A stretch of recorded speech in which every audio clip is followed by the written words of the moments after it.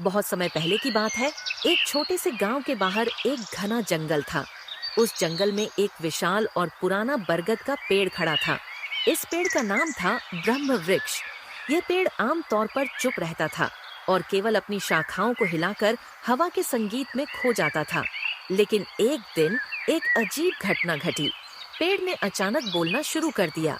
ये घटना उस गांव में एक रहस्य बन गई, क्योंकि कोई भी यह विश्वास नहीं कर पा रहा था कि एक पेड़ बोल सकता है। तुम लोगों को पता है, जंगल में जो ब्रह्म वृक्ष है, अब वह बोल भी सकता है। क्या तुम सच बोल रहे हो?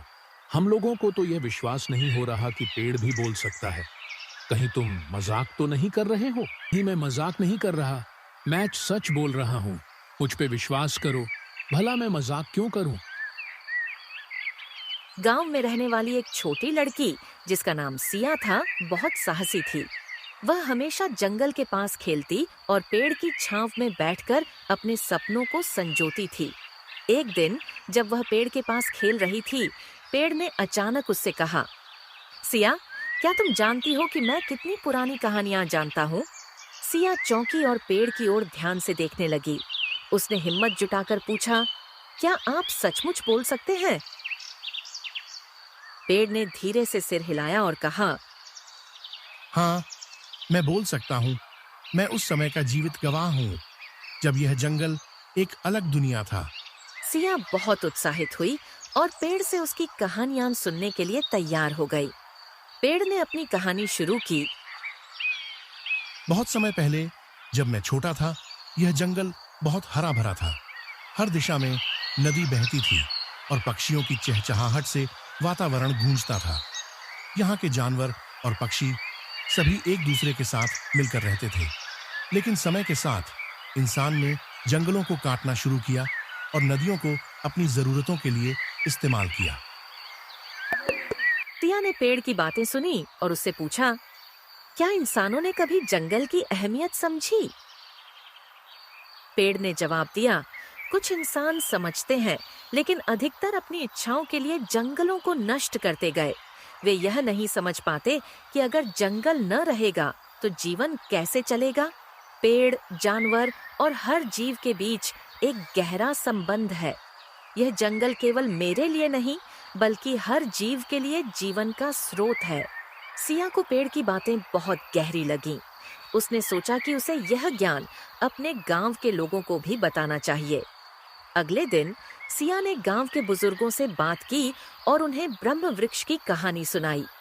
कुछ लोग उसे संजीदगी से सुने, जबकि कुछ ने उसकी बातों को मजाक में लिया।